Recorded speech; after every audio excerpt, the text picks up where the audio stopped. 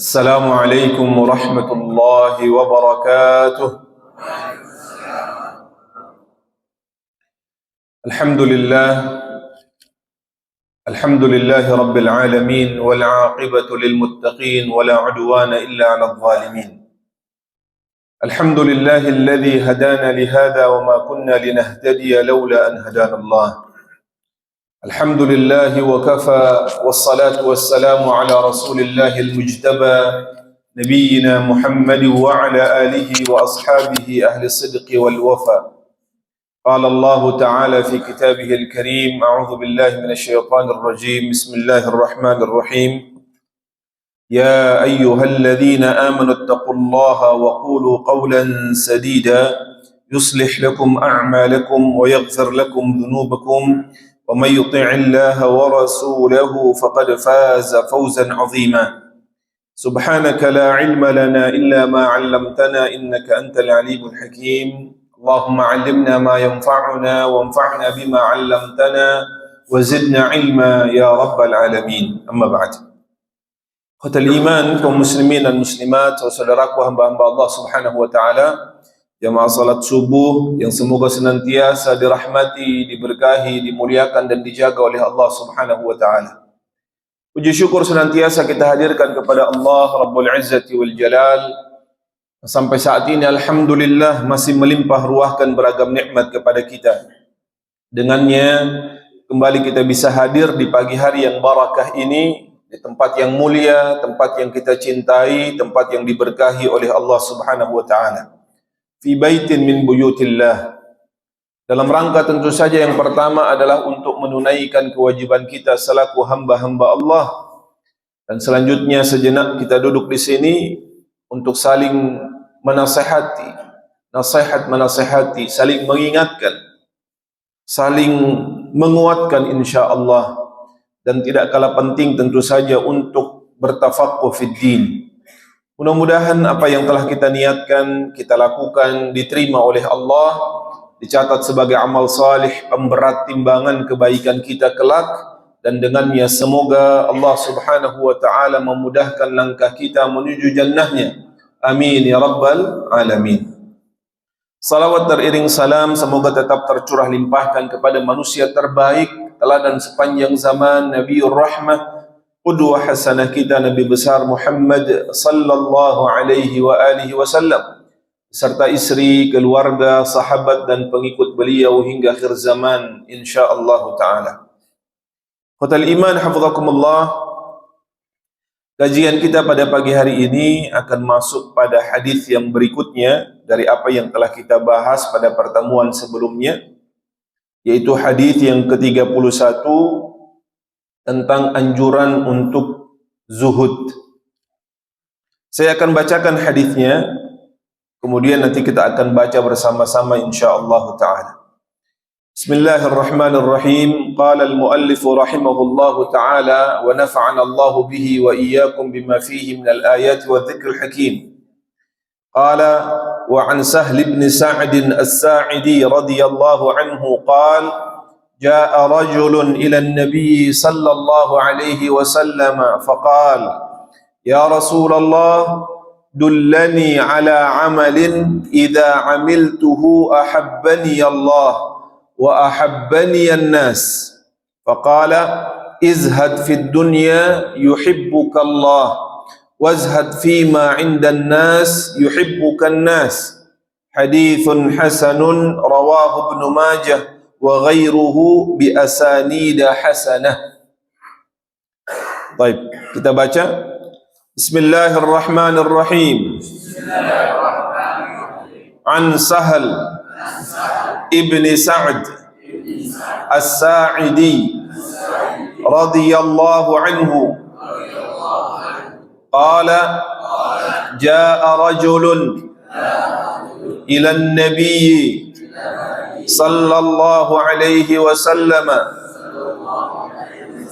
faqala ya Rasulullah dullani ala amalin idza amiltuhu ahabbani Allah wa ahabbani an-nas faqala izhad fid dunya yuhibbaka Allah wazhad fima indan nas yuhibbaka an-nas. Hadithun hasanun rawahu Ibnu Majah wa ghairuhu bi asanida hasanah. Masya Allah. Mau lagi atau cukup? Cukup ya, Masya Allah. Baik, bismillahirrahmanirrahim.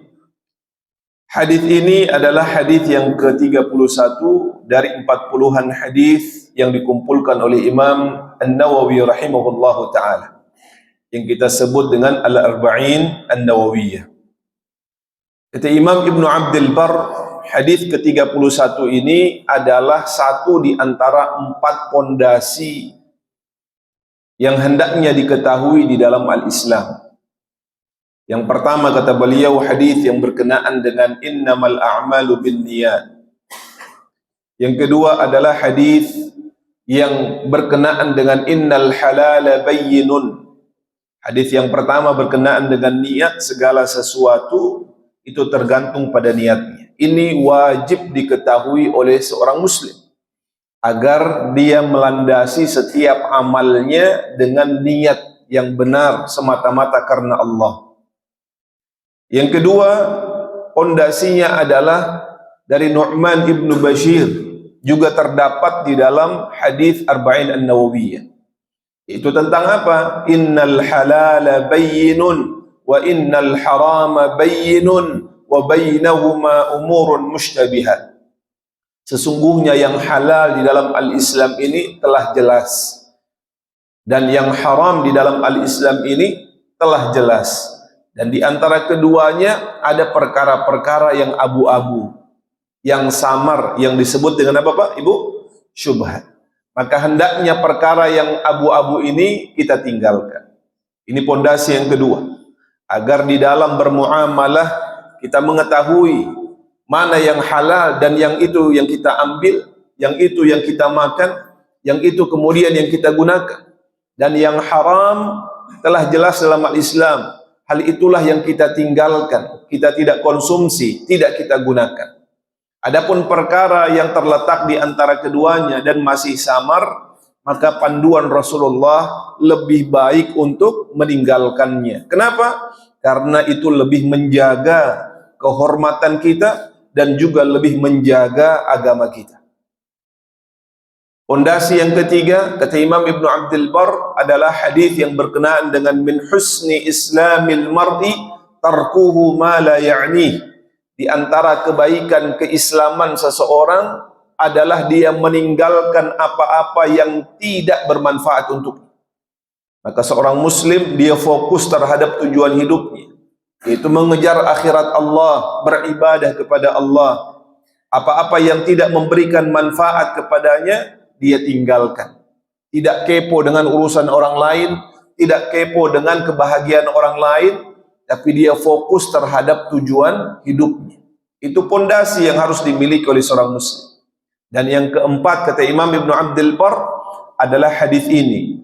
Hadis yang insyaallah akan kita bahas biiznillah taala. Yaitu apa? Anjuran untuk apa Pak Ibu? Zuhud. Zuhud di dunia ini, zuhud juga terhadap apa yang dimiliki oleh manusia. Kita sampaikan hadisnya. Bismillahirrahmanirrahim. Yang pertama, an Sahl bin Sa'd as-Sa'idi radhiyallahu anhu. Dari Sahal bin Sa'ad, semoga Allah meridainya, beliau mengatakan, Ja'a rajulun ila Nabi sallallahu alaihi wasallam. Telah datang seorang laki-laki kepada Nabi sallallahu alaihi wasallam.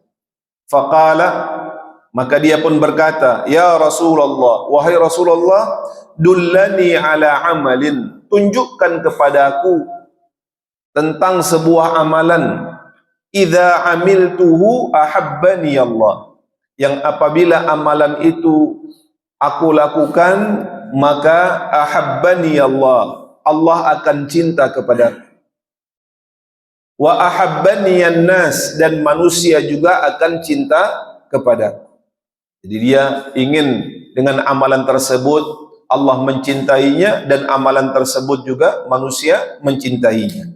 Faqala, maka Nabi sallallahu alaihi wasallam pun bersabda, izhad fid dunya, zuhudlah engkau di dunia, yuhibbakallah, niscaya Allah akan mencintaimu. Wazhad fima indan nas, dan yang kedua, zuhudlah terhadap apa-apa yang ada di tangan manusia. Yuhibbakan nas, niscaya manusia akan mencintaimu. Hadithun hasanun, hadis ini adalah hadis yang hasan, diriwayatkan oleh Imam Ibnu Majah dan yang lainnya bi asanida hasanah, dengan sanad-sanad yang hasan, sanad-sanad yang baik. Qatal iman hafizakumullah, kita akan masuk dari penjelasan hadis ini. Yang pertama, hadis ini diriwayatkan oleh seorang sahabiyun jalil yang bernama Sahal bin Sa'ad As-Sa'idi radhiyallahu taala anhu. Beliau adalah seorang sahabat yang berasal dari Madinah. Makanya dalam beberapa literatur ditulis namanya Al-Ansari, karena berasal dari kalangan kaum Ansar. Ketika Rasulullah sallallahu alaihi wasallam wafat, umur beliau masih sekitar 15 tahun. Maknanya ketika Rasulullah sampai di Madinah, berapa lama Rasulullah berada di Madinah? Berhijrah sekitar 10 tahun, ya, sekitar 10 tahun. Naam, 11 ini termasuk pada bulan-bulan di mana Rasulullah SAW pada akhirnya diwafatkan oleh Allah. Karena Rasulullah wafat itu pada 12 Rabiul Awal tahun ke-11 Hijriah. Masih permulaan tahun ke-11 Hijriah. Sehingga kurang lebih 10 tahun Rasulullah SAW berada di Madinah. Jadi kurang lebih umurnya sedang 5 tahun pada saat itu, ya. Karena Rasulullah wafat umurnya sekitar 15 tahun. Beliau banyak meriwayatkan hadis dari Rasulullah SAW. Disebutkan dalam kitab biografinya para sahabat, ketika Rasulullah sampai, nama aslinya itu bukan Sahal. Namanya adalah Hazan.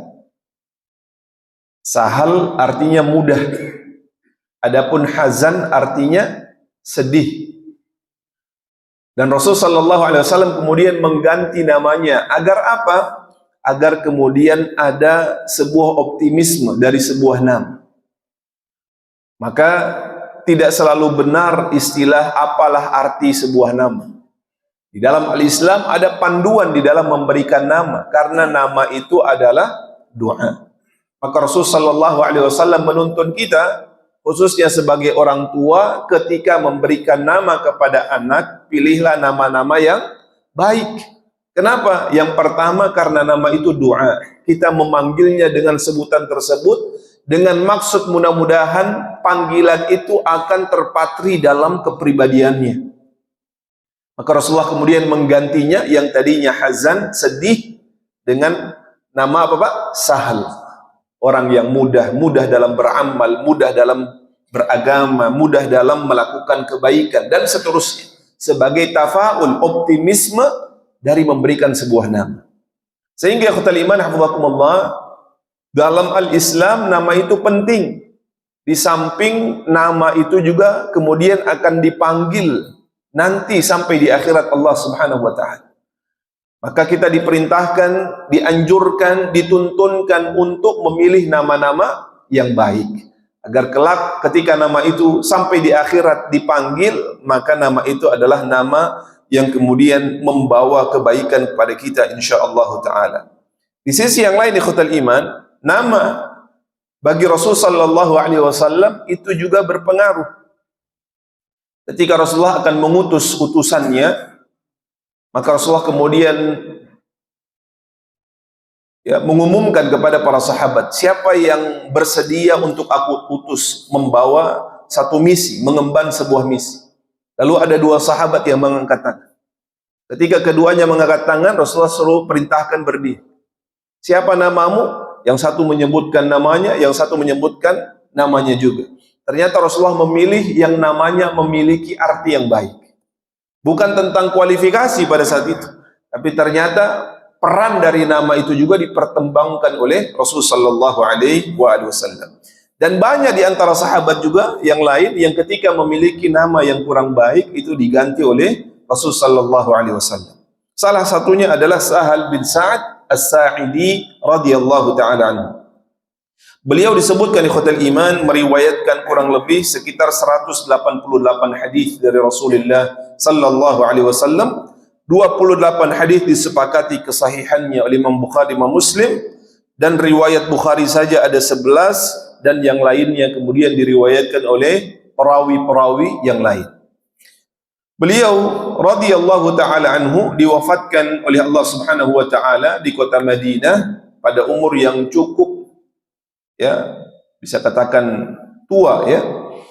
Ada yang mengatakan umurnya sekitar 90-an, ada yang menyatakan umurnya bahkan sampai 100 tahun.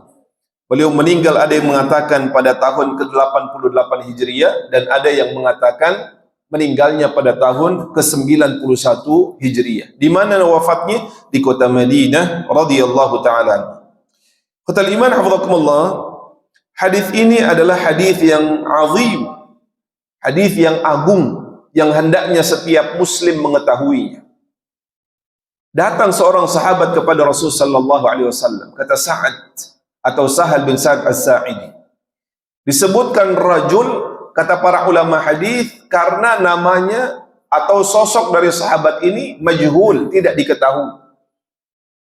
Dia ada di kota Madinah, namun dari perawi yang meriwayatkan hadis ini tidak disebutkan secara spesifik tentang siapa nama dari sahabat yang bertanya itu.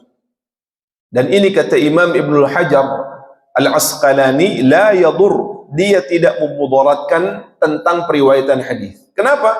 Karena seluruh sahabat itu dinilai thiqat, sehingga sekalipun tidak diketahui siapa nama sahabat yang bertanya, tapi karena dia adalah seorang sahabat, maka dianggap dia adalah orang yang thiqah dan kemudian diterima periwayatannya di dalam hadis. Kemudian sahabat ini datang kepada Rasulullah seraya bertanya, "Dullani ala amalin." Tunjukkan kepadaku wahai Rasulullah tentang amalan yang apabila aku melakukannya, ahabbani Allah, aku akan mendapatkan cinta Allah Subhanahu wa taala. Wa ahabbani an-nas, dan aku juga mendapatkan cinta manusia. Maka kata para ulama, ini menunjukkan keutamaan dari para sahabat ridwanullahi alaihim, bahwa ketika mereka bertanya, orientasinya adalah tentang cinta Allah Subhanahu wa taala, tentang keridhaan Allah Subhanahu wa taala. Baru setelah itu tentang keridhaan dan kecintaan manusia. Dan ini juga menggambarkan hendaknya seseorang membangun hubungan itu secara seimbang. Dia tidak hanya kemudian fokus pada hablum minallah dan melupakan hablum minan nas, atau sebaliknya. Dia hanya fokus kepada hablum minan nas namun tidak fokus kepada hablum minallah. Maka Sahal bin Sa'ad As-Sa'idi meriwayatkan sahabat ini bertanya tentang menggabungkan di antara keduanya. Namun lagi-lagi di antara kedua hal itu yang diprioritaskan, yang diawalkan adalah cinta siapa Pak? Ibu? Allah Subhanahu wa taala. Ahabbani Allah. Ketika aku melakukannya, Allah Subhanahu wa taala akan mencintaiku. Wa ahabbani an-nas, dan manusia juga akan mencintaiku. Maka perhatikan jawaban Rasulullah sallallahu alaihi wasallam apa? Izhad fid dunya yuhibbakallah wazhad fima indan nas yuhibbakan nas. Para ulama juga menjelaskan ikhwatul iman tentang orientasi para sahabat itu senantiasa berkenaan dengan kecintaan Allah Subhanahu wa taala. Jadi kalau kemudian dipertentangkan antara cinta Allah dan cinta manusia, maka pasti mereka akan memilih pertama kali adalah kecintaan Allah Subhanahu wa taala. Kalau bisa berjalan secara seimbang, seiring, itu lebih baik. Tapi kalau kemudian dihadapkan pada pilihan antara cinta Allah dan cinta manusia, maka sahabat akan lebih memilih cinta kepada Allah Subhanahu wa taala. Disebutkan ikhwatal iman, Khalid bin Walid yang kita kenal sebagai Sayfullahil Maslul, pedang Allah Subhanahu wa taala yang terhunus. Ketika beliau dipercaya oleh khalifah yang pertama, bahkan semenjak Rasulullah sallallahu alaihi wasallam masih hidup, Rasulullah juga seringkali mempercayakan kepemimpinan dari pasukannya itu kepada siapa Pak? Khalid bin Walid. Dan atas izin Allah Subhanahu wa taala, peperangan-peperangan yang dikomandoi oleh Khalid bin Walid diberikan kemenangan oleh Allah Subhanahu wa taala. Dan ini berlanjut pada kepemimpinan Abu Bakar Siddiq. Ini juga berlanjut pada kepemimpinan Umar bin Khattab radhiyallahu taala. Sampai suatu ketika Umar mencopot kepemimpinan Khalid bin Walid, dicopot dari panglima perangnya umat Islam pada saat itu dengan alasan yang sederhana. Apa alasan Umar bin Khattab? Saya khawatir kaum muslimin itu menyandarkan kemenangan bukan kepada Allah tetapi kepada Khalid bin Walid. Jadi kalau mau perang lalu yang memimpin adalah Khalid, maka muncul percaya dirinya. Wah, yang memimpin kita ini adalah seorang pemimpin yang track recordnya itu gemilang, cemerlang. Setiap dia memimpin, menang umat ini. Maka Umar khawatir kaum muslimin kemudian akan bergantung kepada sosok dari Khalid bin Walid. Padahal yang memberikan kemenangan itu siapa Pak? Allah Subhanahu wa ta'ala. Maka dengan tanpa alasan yang jelas, kecuali alasan itu yang dikemukakan oleh Umar mencopot. Yang tadinya seorang jenderal, seorang panglima perang, dia menjadi prajurit biasa. Dan itu disikapi biasa oleh Khalid bin Walid. Tidak protes, tidak mengumpulkan pengikutnya, tidak demonstrasi, tidak. Dia menerimanya penuh lapang dada. Ketika ditanya oleh sebagian sahabat, wahai Khalid, kenapa kamu tidak protes kepada Umar? Kenapa kamu tidak kemudian melakukan gerakan-gerakan yang menjadikanmu kembali kepada posisi? Maka kata Khalid bin Walid, saya berperang bukan untuk Umar. Saya berperang untuk Allah Subhanahu wa ta'ala. Saya berjihad, memimpin pasukan untuk mendapatkan cinta Allah Subhanahu wa ta'ala, bukan sekedar cinta Umar bin Khattab. Maka sekalipun saya dijadikan panglima, saya akan siap. Dan ketika saya dijadikan sebagai prajurit biasa, saya juga akan siap. Dan ini adalah jalan saya untuk mendapatkan cinta Allah Subhanahu wa ta'ala. Ini satu gambaran, cuplikan dari bagaimana para sahabat ridwanullahi alaihim menempatkan tujuan hidupnya pada tempat yang benar. Bahwa apa yang mereka lakukan semata-mata untuk Allah, untuk mendapatkan ridha Allah, untuk mendapatkan cinta Allah, sekalipun itu terlihat rendah di hadapan manusia.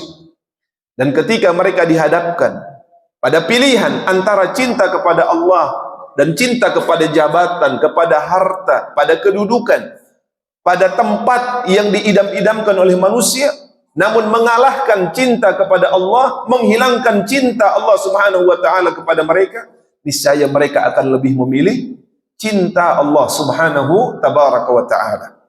Maka ikhwatal iman hafizakumullah, sahabat ini mengajukan pertanyaan yang sangat-sangat besar.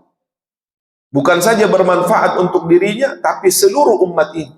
Apa jawaban Rasul sallallahu alaihi wasallam? Izhad fid dunya yuhibbakallah. Zuhudlah engkau dari dunia, niscaya Allah akan mencintai. Wazhad fima indan nas yuhibbakan nas. Dan zuhudlah engkau dari apa yang di tangan manusia, dari apa yang dimiliki oleh manusia, niscaya engkau akan mendapatkan cinta mereka, cinta manusia. Zuhud adalah sebuah perkataan yang ringan di lisan, namun pada prakteknya dia membutuhkan usaha yang tidak sedikit. Zuhud sering dikaitkan dengan wara'. Namun kata para ulama, zuhud kedudukannya lebih tinggi dari wara'. Zuhud ikhwatal iman hafizakumullah adalah amalul qalb, perbuatan atau amalan hati. Dia tidak terlihat dan tidak menjadi ukuran pada fisik seseorang. Tapi zuhud itu terletak pada hati seorang hamba yang menghadirkan cinta Allah Subhanahu wa ta'ala lebih besar daripada yang lainnya. Apa sih yang dimaksud dengan zuhud itu? Para ulama berbeda pendapat di dalam mendefinisikan. Ada yang menyatakan zuhud itu meninggalkan dunia untuk mendapatkan akhirat. Ada yang menyatakan zuhud itu adalah dengan memprioritaskan akhirat dan tidak peduli dengan dunia. Apakah kemudian definisi ini salah? La, benar. Namun ada beberapa hal yang kemudian harus kita tempatkan. Karena zuhud itu bukan pada tampilan fisik. Ada sebagian orang yang kita lihat pakaiannya sederhana, bahkan relatif kita lihat compang-camping.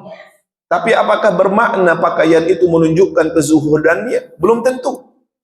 Ketika hatinya tidak dimanage untuk menghadirkan zuhud yang sebenarnya. Maka apa sih sebenarnya definisi dari zuhud itu? Para ulama kemudian menjelaskan, di antara makna zuhud adalah tarku ma la yanfa'u fil akhirah. Meninggalkan sesuatu yang tidak bermanfaat untuknya di akhirat. Itulah zuhud yang sebenarnya. Meninggalkan sesuatu yang tidak bermanfaat untuknya di akhirat. Boleh jadi ada seseorang yang kemudian memakai pakaian yang bagus, yang indah. Tapi sebenarnya dia adalah orang yang paling zuhud di atas muka bumi. Kapan itu terjadi? Ketika orientasinya adalah akhirat Allah Subhanahu wa taala. Dia melakukan segala sesuatu untuk kepentingan akhiratnya. Sehingga ukurannya di dalam membeli sesuatu, memakan sesuatu, melakukan sesuatu, apakah hal ini bermanfaat untuk saya di akhirat kelak atau tidak? Apakah ini memberikan manfaat untuk akhirat saya atau tidak? Kalau itu memberikan manfaat, dia lakukan, dan kalau tidak memberikan manfaat, dia tinggalkan. Itulah zuhud yang sebenarnya. Maka ketika Rasulullah SAW bersabda, izhad fid dunya yuhibbakallah, zuhudlah engkau di dunia, maknanya adalah dengan menilai, mempertimbangkan segala sesuatu yang engkau lakukan, apakah ini mendatangkan manfaat untuk akhiratmu atau tidak. Kalau itu yang kita jadikan sebagai orientasi ikhwatal iman, niscaya Allah Subhanahu wa taala akan mencintai kita. Saya punya syekh di Madinah itu, orang yang Masya Allah sangat tawadhu, walaupun rumahnya besar, tapi dari sikapnya beliau mencerminkan kezuhudan yang luar biasa. Ketika beliau datang ke Indonesia, banyak yang kemudian mengundang beliau, mengajak jalan-jalan, ada yang mengadakan daurah, ada yang kemudian sekedar ingin mengajak ke tempat-tempat yang hijau, ya, ke puncak, ke taman safari.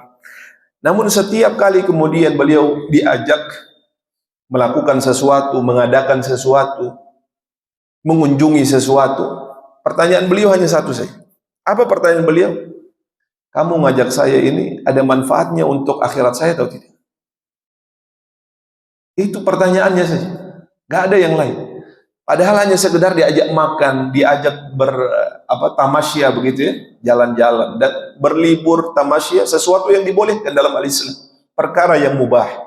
Selama bertamasya, berlibur itu tidak dalam rangka bermaksiat kepada Allah Subhanahu wa taala, maka dibolehkan. Tapi pertanyaannya, kamu ngajak saya melakukan ini ada manfaatnya atau tidak untuk akhirat saya? Kalau kamu ngajak saya bertemu orang, saya bisa memberikan ilmu dan itu bermanfaat untuk akhirat saya, bismillah, kita lakukan. Tapi kalau kamu ngajak saya melakukan ini, isinya hanya hura-hura, isinya hanya kemudian melalaikan saya dari mengingat Allah, bahkan merugikan akhirat saya, maka katakan kepada saya dan saya tidak mau melakukannya. Maka kata para ulama, zuhud itu letaknya di dalam hati. Rasulullah pernah ditanya oleh seorang sahabat, ya Rasulullah, apakah zuhud itu seseorang tidak boleh mengenakan pakaian yang bagus?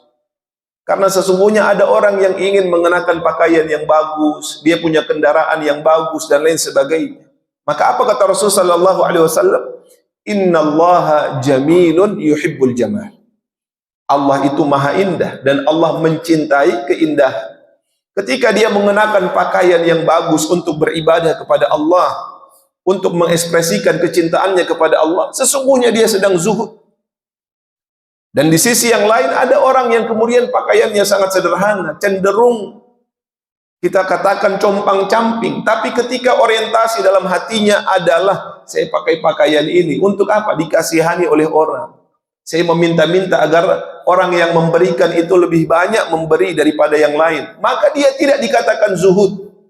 Karena zuhud itu adalah ketika seseorang melakukan sesuatu dengan orientasi bahwa pekerjaan tersebut mendatangkan kemanfaatan untuk akhirat.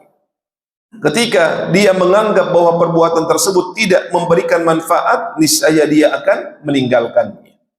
Adapun al-wara' kata para ulama ikhwatul iman adalah tarku ma yadurru fi al-akhirah. Seseorang meninggalkan sesuatu yang memudaratkan akhirat. Kalau tadi bermanfaat untuk akhiratnya, wara itu lebih kepada meninggalkan sesuatu yang memudaratkan akhirat. Sehingga kata para ulama, wara ini derajatnya lebih rendah daripada zuhud. Zuhud adalah tingkatan yang tertinggi. Karena kalau wara itu dia hanya mempertimbangkan apa-apa yang memberikan kemudaratan. Sekalipun itu bermanfaat, tapi kemudian kalau tidak memudaratkan, dia tidak melakukan atau tidak meninggalkan. Contohnya seperti apa Pak? Wara itu. Untuk kemudian kita membedakan antara zuhud dan wara. Wara itu lebih kepada meninggalkan sesuatu. Contohnya adalah yang syubhat, itu adalah sikap wara. Meninggalkan yang haram adalah sebuah kewajiban. Tapi meninggalkan sebuah syubhat karena dia khawatir hal tersebut akan memudaratkannya nanti di akhirat Allah Subhanahu wa taala. Contoh sederhana. Seseorang ketika makan di warteg. Makan di mana, Pak? Warteg. Biasanya kan tinggal nunjuk, Pak ya. Ini diambil. Kadang-kadang si penjualnya itu ingat, kadang-kadang dia lupa. Karena dia menyandarkan kepercayaannya itu kepada si konsumen. Konsumen yang makan biasanya dia ingat. Mungkin kalau lauk pauk kita ingat. Yang sering kita lupa bagian apanya Pak? Gorengan. Ya Pak ya? Karena sambil nunggu diambil, kita ambil gorengan, makan 1, 2, 3. Lalu kemudian kita lupa. Ini juga berlaku pada tempat-tempat yang lain. Tapi yang paling sering itu, pengalaman saya pribadi, adalah ketika makan gorengan. Nah, ketika orang makan gorengan itu, dia akan berpikir, orang yang wara itu adalah ketika dia lupa, dia makan gorengan berapa tadi? 2 apa 3 tadi Pak? Nah. Sebagian orang ya sudah 2 aja lah. Ya, gitu Pak. Namanya tidak wara. Kenapa? Karena gorengan yang lebih walaupun hanya 1 biji, itu akan memudaratkan akhiratnya. Maka wara itu adalah meninggalkan sesuatu yang memudaratkan akhirat kita. Maka orang yang wara sifatnya seperti apa? Yaitu dia yakin ya sudah 3 saja. Kenapa? Karena sekalipun 2, ya satunya saya niatkan untuk apa Pak? Sedekah. Untuk infak, insyaallah tabungan saya di akhirat. Tapi kalau dia makan 3, lalu kemudian dia mengatakan ya sudah 2 saja, maka yang satu ini akan memudaratkan dia nanti di akhirat. Gambaran kecilnya, orang-orang yang memiliki sifat wara akan meninggalkan sesuatu yang mendatangkan kemudaratan untuk akhirat. Itulah mengapa salah satu kisah yang disampaikan di dalam wara ini adalah ayahandanya dari Imam Syafi'i rahimahullahu ta'ala yang bernama Idris. Bagaimana kemudian beliau dengan waraknya ketika sedang belajar, menghafal, lalu duduk di sebuah tepian sungai begitu ya, sambil yang menahan laparnya, tiba-tiba lewat di depannya sebuah apel. Padahal itu apel yang hanyut. Mungkin orang yang punya pun tidak tahu ya bahwa apelnya jatuh, dan mungkin hal itu adalah hal yang remeh-temeh. Lewat depan jalan, kemudian ada buah yang jatuh di bawah, buah kersen, buah apa lagi Pak? Mangga dan seterusnya, jambu. Mungkin si pemilik juga sudah menghalalkan, ya sudahlah, namanya sudah jatuh, orang makan ya tidak apa-apa. Tapi setelah dia memakannya, muncul sifat tadi. Wah, saya memakan yang bukan punya saya. Minimal sesuatu yang syubhat, masih samar-samar, ini halal atau tidak? Halal kalau si pemiliknya menghalalkan. Menjadi haram kalau si pemilik tidak meridai ya buah tersebut dikonsumsi oleh orang yang mengambilnya atau mendapatinya. Lalu sifat wara ini kemudian membuatnya mencari, menelusuri tepian sungai itu sampai mendapati apa Pak? Pohon apel yang terdekat. Oh mungkin dari sini. Lalu terjadilah kisah yang kita ketahui bagaimana kemudian dia berusaha untuk meminta halal hanya dari sebuah apel yang dia makan. Ini menunjukkan sikap apa ya khawatir iman? Sikap wara. Meninggalkan sesuatu yang berpotensi memudaratkan akhiratnya. Kalau tidak memudaratkan, bisa jadi dia tidak meninggalkan, bisa jadi dia tidak melakukan. Zuhud berbeda. Setiap hal yang berpotensi mendatangkan manfaat untuk akhiratnya, dia lakukan. Setiap hal yang berpotensi untuk mendatangkan kemanfaatan, dengan meninggalkannya, maka pasti dia akan lakukan. Itulah zuhud. Maka ketika Rasulullah SAW menyampaikan izhad fid dunya yuhibbakallah, maknanya adalah Allah tidak melarang kita mencari dunia, mencari nafkah, memiliki tempat tinggal yang bagus, kendaraan yang bagus. Tapi ingat, nilainya terletak pada pertimbangan kita. Apakah hal tersebut bermanfaat untuk akhirat kita atau tidak? Islam tidak melarang seseorang memiliki kekayaan. Lah, ketika kekayaan itu dia gunakan untuk akhiratnya, maka dimotivasi dalam Islam. Seseorang bekerja keras, mencari nafkah, untuk apa? Dia niatkan untuk membiayai dirinya, agar bisa beli makan, dia kuat dalam beribadah. Zuhud. Karena dengan mencari nafkah itu bermanfaat untuk akhiratnya. Untuk dia berikan kepada keluarganya. Lebihnya dia sedekahkan, lebihnya dia sumbangkan ke masjid, lebihnya dia bangun pesantren, lebihnya dia santuni anak yatim. Ketika hal tersebut orientasinya adalah kemanfaatan untuk akhiratnya, maka dia disebut dengan apa Pak? Zuhud. Sebaliknya, ada orang yang kemudian terlihat sangat sederhana, tapi sesungguhnya orientasinya adalah dunia. Maka orang yang terlihat kaya ini kita kategorikan sebagai orang yang zuhud, sedangkan yang miskin ini karena orientasinya adalah dunia dan bukan akhirat, kita tidak mengatakannya sebagai orang yang zuhud. Kenapa? Karena zuhud itu adalah tarku ma la yanfa'uhu fil akhirah, meninggalkan sesuatu yang tidak bermanfaat untuknya di akhirat Allah Subhanahu tabaraka wa ta'ala. Oleh karenanya ikhwatal iman hafizakumullah, kata para ulama, ada sebagian yang lain yang mendefinisikan zuhud itu dengan beragam definisi. Ada yang menyatakan tarku ma yushghil anillah, meninggalkan sesuatu yang melalaikannya dari Allah Subhanahu wa ta'ala. Jadi apa-apa yang melalaikan dia dari mengingat Allah, apa-apa yang melalaikan dia dari beribadah kepada Allah, dia tinggalkan. Itu sebagian mendefinisikan makna az-zuhud. Jadi orang-orang yang mendefinisikan dengan definisi tersebut, ada yang tidak menggunakan handphone. Ya Pak ya? Kenapa? Karena handphone menurutnya melalaikan dia dari mengingat Allah Subhanahu wa ta'ala. Masing-masing punya cara pandang, masing-masing juga punya hak untuk mengambil definisi mana yang lebih dia pilih. Ada sebagian orang juga menganggap handphone sarana dia mengingat Allah. Karena sambil dia menunggu dia buka handphonenya, ada mushaf yang bisa dia baca. Sambil menunggu dia buka, ada zikir pagi dan petang yang bisa dia baca di situ. Perspektif yang kemudian membedakan antara keduanya. Tapi tidak bisa kita menyalahkan orang yang tidak menggunakan handphone karena menganggap handphone itu melalaikan dia dari mengingat Allah Subhanahu wa ta'ala. Ketika itu yang dia pilih, maka benar dari satu definisi yang disebutkan. Ada yang menyatakan ikhwatul iman bahwa zuhud itu adalah engkau lebih thiqah terhadap apa yang ada pada Allah dibandingkan dengan apa yang ada di tanganmu. Itu adalah juga zuhud menurut sebagian ulama. Dinukilkan oleh seorang imam dalam kitab Jami'ul Ulum wal Hikam, Imam Ibn Rajab kemudian menukilkan pendapatnya bahwasanya zuhud itu adalah lebih fiqah kepada apa yang ada pada Allah dibandingkan dengan apa yang ada pada tangan seorang manusia. Jadi contohnya seperti apa orang yang zuhud kalau dalam definisi ini? Orang yang zuhud ini maknanya adalah dia lebih percaya kalkulatornya Allah. Dia punya uang tinggal sedikit, tapi dia yakin kalau uangnya itu tinggal sedikit, maknanya Allah akan memberi lagi. Karena apa? Yang menjaminkan rezeki itu adalah Allah Subhanahu tabaraka wa ta'ala. Sehingga dia hanya sekedar berusaha, berikhtiar, adapun hasilnya rezeki itu Allah Subhanahu wa ta'ala yang berikan. Ini juga salah satu makna dari apa Pak? Dari zuhud. Dia lebih percaya kepada apa yang Allah Subhanahu wa ta'ala, apa yang ada di sisi Allah dibandingkan dengan apa yang ada di tangannya.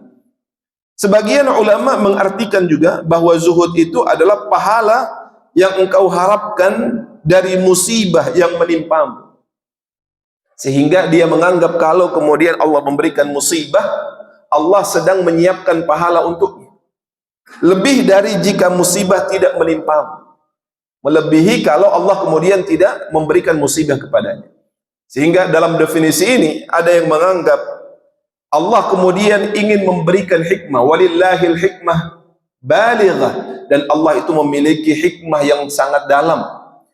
Kadang-kadang seseorang itu tidak bisa merasakan kenikmatan kecuali setelah Allah menimpakan musibah kepadanya.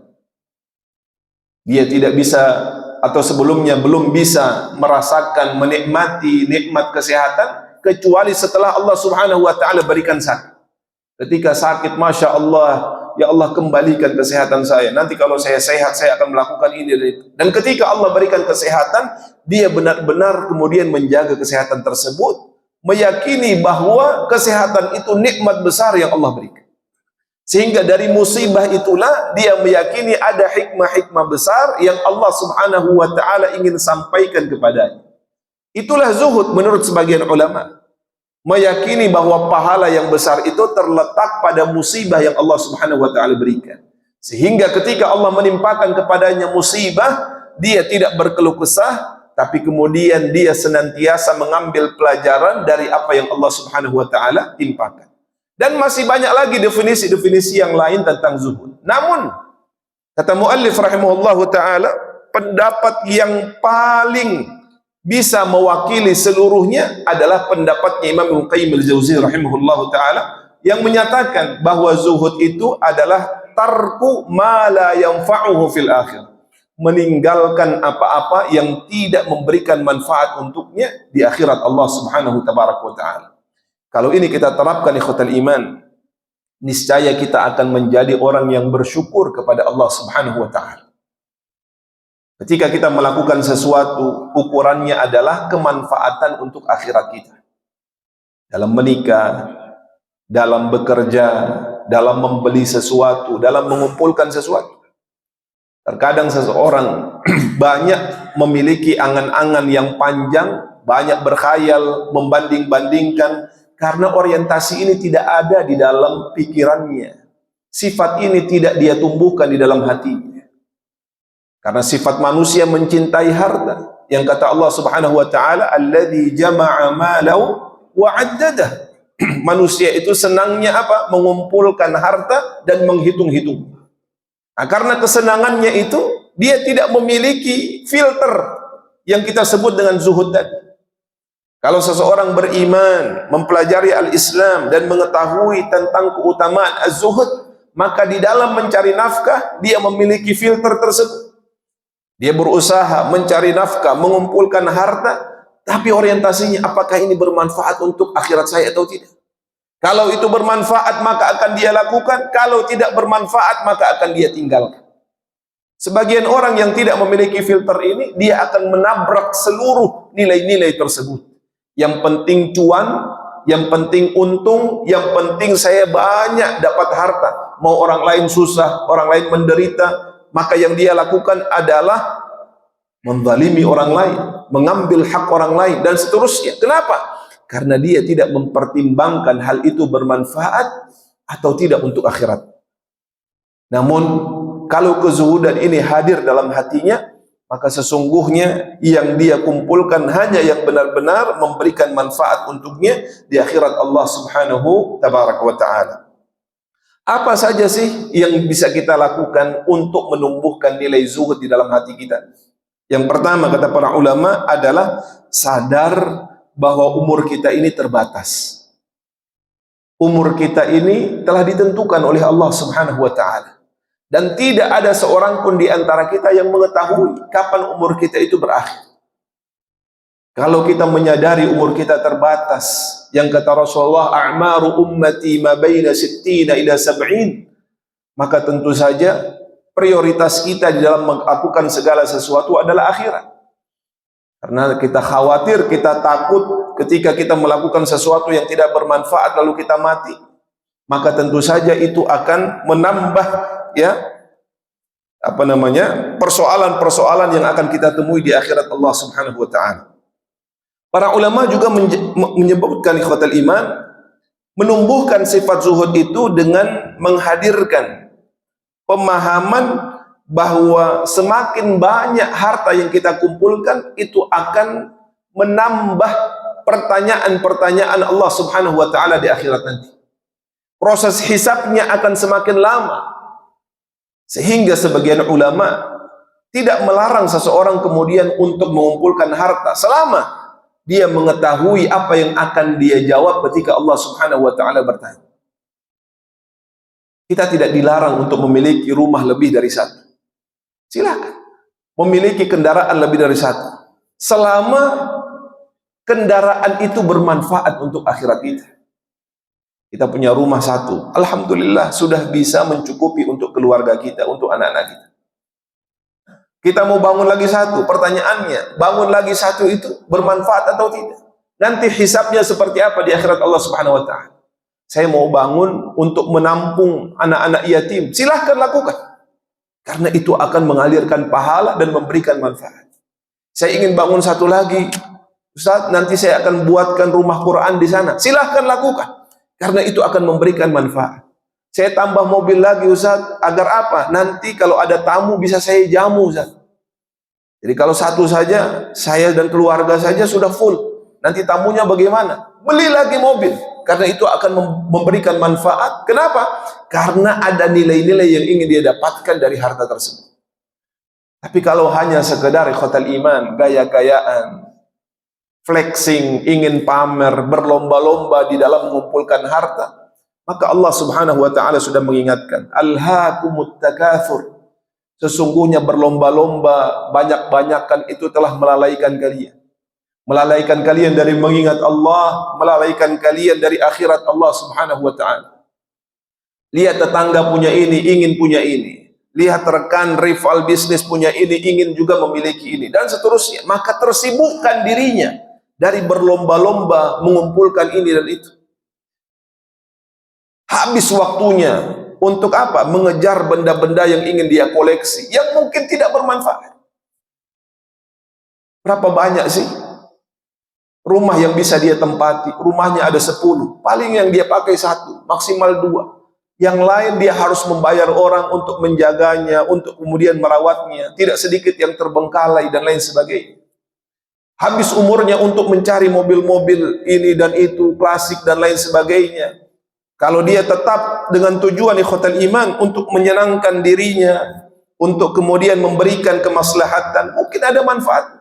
Tapi sebagian orang dengan menghabiskan waktu mencari benda ini dan itu, dia terlalaikan dari akhiratnya, terlalaikan dari mengingat Allah Subhanahu wa taala.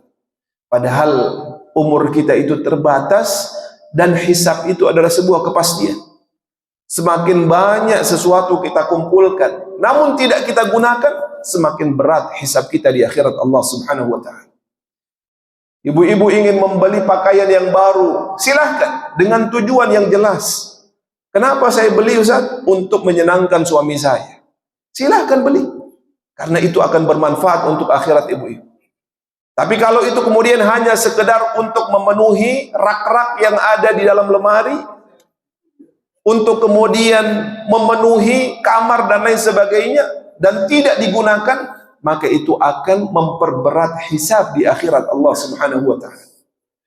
Sehingga sejak ini khotal iman, setelah kita mengetahui makna dari zuhud, hendaknya kita menjadikannya sebagai ukuran di dalam melakukan sesuatu, membeli sesuatu. Kita beli ini bermanfaat atau tidak untuk akhirat saya? Kalau kemudian bermanfaat, beli. Saya pakai untuk apa? Untuk ke masjid, untuk menghadiri pengajian. Saya beli kendaraan ini karena dia lebih fit, Ustaz. Saya pergi ke masjid bisa lebih cepat dan lain sebagainya. Beli. Karena itu akan memberikan manfaat untuk akhirat kita. Tapi kalau tidak, maka jangan lakukan. Kenapa? Karena itu akan memperberat hisab kita di akhirat Allah Subhanahu tabaraka wa ta'ala. Berikutnya ikhwatal iman, kata para ulama, adalah untuk zuhud ini muncul di dalam hati kita, tumbuh dalam hati kita, hendaknya seseorang merenungkan bahwa hakikat dunia ini adalah sesuatu yang sedikit dan menipu. Rasul sallallahu alaihi wasallam menjelaskan dalam sebuah hadis, hadis qudsi bahkan, kata Allah Subhanahu wa taala bahwa dunia ini adalah sesuatu yang hina, sesuatu yang kecil, sesuatu yang rendah. Dunia, ad-dunya diambil dari kata ad-dana, sesuatu yang rendah. Sebagian ulama menyatakan dia dikatakan rendah karena kedudukannya lebih rendah daripada akhirat. Sebagian mengatakan karena perbandingannya tidak ada apa-apa dengan akhirat Allah Subhanahu wa taala. Sebagian yang lain mengatakan karena memang apa yang ada di dalam dunia ini sedikit dan rendah dibandingkan dengan apa yang ada di akhirat Allah Subhanahu wa taala. Oleh karenanya disebutkan bahwa Allah Subhanahu wa taala menyatakan bahwa dunia itu adalah ghurur, mata'un qalil, ya, sesuatu yang sedikit, mata'ul ghurur, kesenangan yang menipu. Sampai-sampai kata Allah Subhanahu wa taala, seandainya dunia itu lebih bernilai dibandingkan dengan sayap seekor nyamuk, maka Allah Subhanahu wa taala tidak akan memberikan bahkan seteguk air itu untuk orang-orang kafir. Namun lantaran dunia itu tidak ada apa-apanya, apa yang Allah hadirkan di akhirat itu jauh lebih besar dibandingkan dengan apa yang ada di dunia. Sampai-sampai dunia ini Allah juga berikan kepada orang-orang yang tidak beriman. Kenapa? Karena dunia itu sedikit, dunia itu menipu, dunia itu begini dan begitu. Maka orang-orang yang beriman kepada Allah, yang menumbuhkan sifat zuhud ini, orientasinya adalah akhirat Allah Subhanahu wa taala. Ketika dia dihadapkan pada sebuah hal, maka ukurannya adalah kemanfaatan di akhirat Allah Subhanahu wa taala. Dunia ini sementara, dunia ini sedikit. Yang kekal adalah akhirat Allah Subhanahu wa taala. Maka itu akan memotivasi dia melakukan ketaatan, meninggalkan segala hal yang memudaratkan, dan kemudian dia mempertimbangkan segala sesuatu tentang kemanfaatan yang akan dia dapatkan di akhirat Allah Subhanahu wa taala. Dan yang terakhir kata para ulama ikhwatul iman adalah jangan terlalu panjang angan-angan dan jangan terlalu banyak membeli hal-hal yang tidak bermanfaat. Panjang angan-angan maknanya adalah terkadang seseorang yang tidak ingat mati, tidak mengingat hakikat dunia yang rendah, yang sedikit ini, dia banyak menghadirkan hayalan-hayalan dari apa yang ingin didapatkan. Seandainya saya punya ini, punya itu. Dalam salatnya yang dia hadirkan adalah ukuran-ukuran dunia. Seandainya saya punya gaji sekian, seandainya saya punya ini dan itu, maka itu kemudian akan menjadikan dia cinta terhadap dunia dan melupakan akhirat Allah Subhanahu wa taala. Islam tidak melarang seseorang memiliki harta. Di kalangan sahabat ada Abdurrahman bin Auf, ada Uthman ibn Affan, ada Sa'ad bin Abi Waqqas, yang Masya Allah hartanya itu melimpah. Namun dengan apa yang mereka miliki, mereka tetap dikenal sebagai orang-orang yang zuhud. Kenapa? Karena hartanya itu digunakan untuk kemanfaatan akhirat. Uthman dengan seluruh apa yang dimiliki, dia gunakan untuk dakwahnya Rasul sallallahu alaihi wasallam, untuk jihadnya Rasul sallallahu alaihi wasallam. Untuk beliau sendiri, beliau gunakan, tapi sekedar apa-apa yang dia butuhkan saja. Selebihnya maka dia cukupkan harta tersebut untuk dia gunakan sebesar-besarnya pada kemanfaatan akhiratnya. Itulah zuhud. Sehingga zuhud itu bukan terlihat pada tampilan fisik, zuhud itu terletak pada hati. Hati yang mementingkan akhirat, hati yang kemudian menjadikan ukuran melakukan sesuatu pada kemanfaatan akhirat. Itulah makna dari zuhud yang sebenarnya.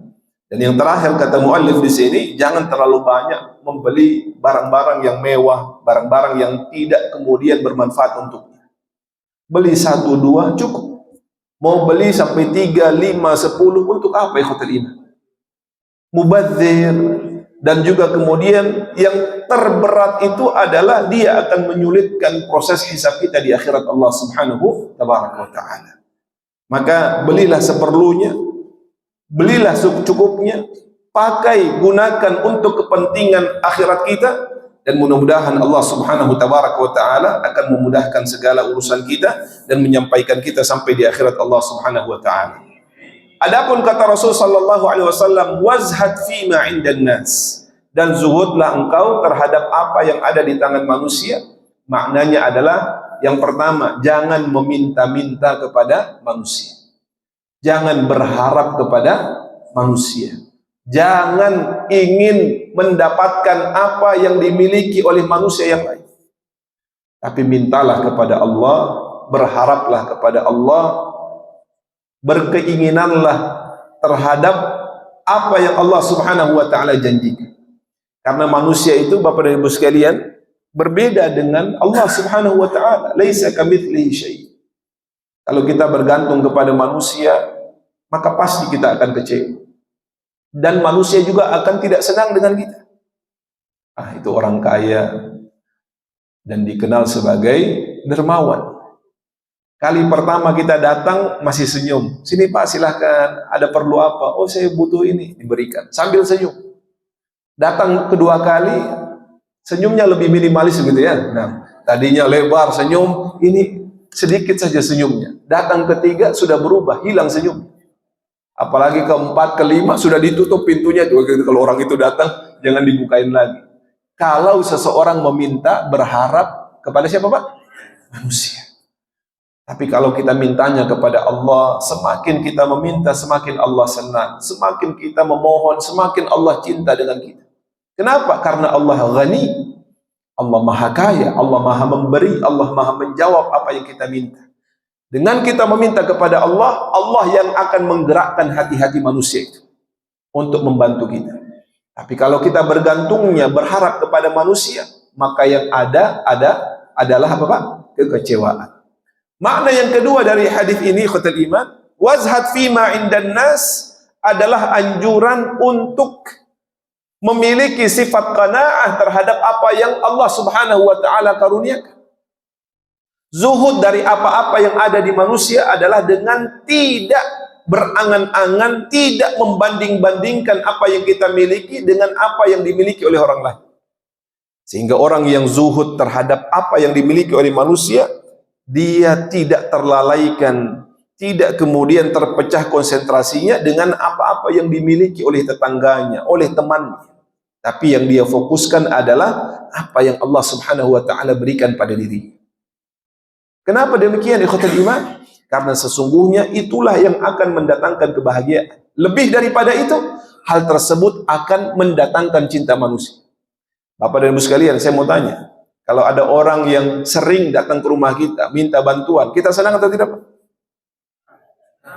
Senang, Masya Allah. Ini bisa ditiru itu ya, Masya Allah. Mungkin ada, tapi jarang. Illa man rahimah rabbuh. Ada orang-orang yang benar-benar dirahmati oleh Allah, memiliki jiwa seperti itu. Tapi kebanyakan manusia, semakin sering didatangi, dimintakan bantuan, dia tidak senang.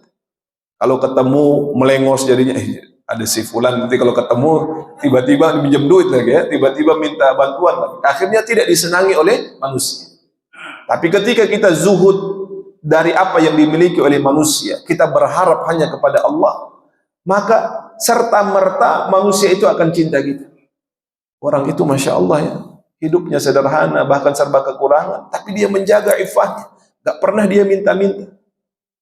Maka apa yang terjadi? Justru kita tergerak untuk membantunya, mendatangkan cinta manusia ketika kita zuhud terhadap apa yang dimiliki oleh manusia. Apa maknanya zuhud terhadap apa yang dimiliki oleh manusia?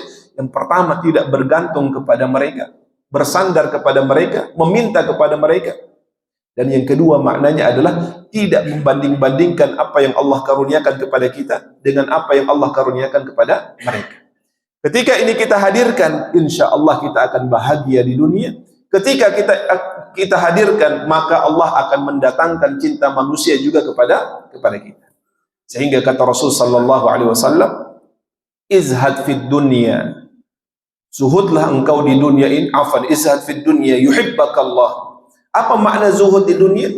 Menjadikan segala sesuatu itu orientasinya adalah kemanfaatan di akhirat Allah Subhanahu wa taala.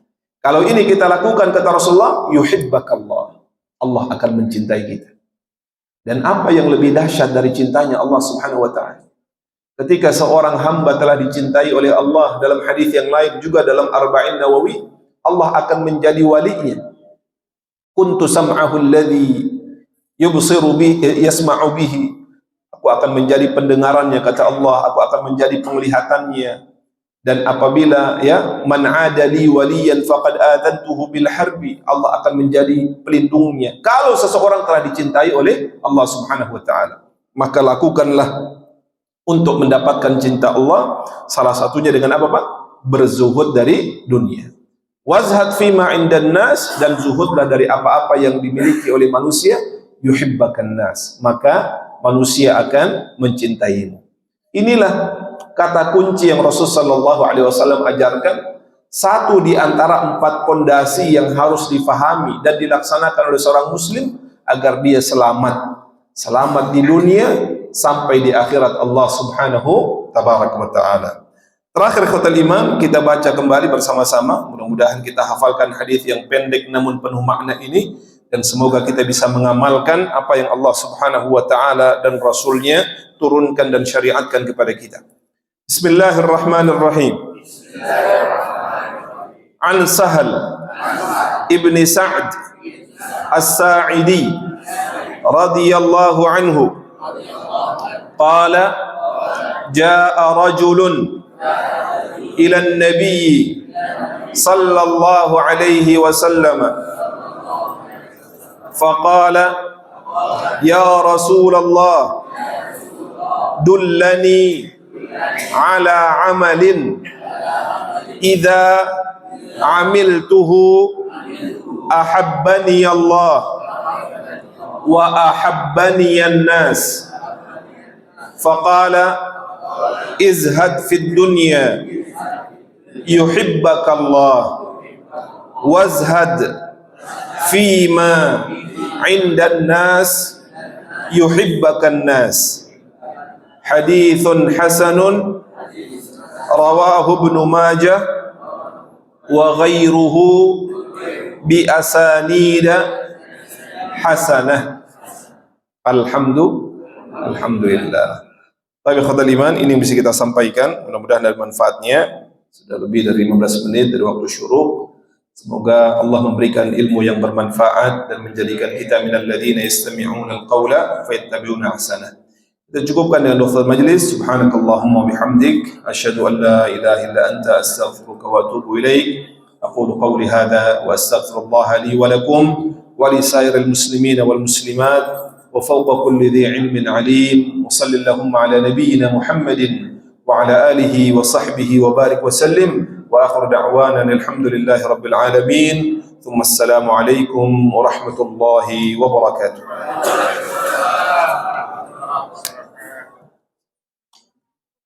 Iya, konser. Allah barik.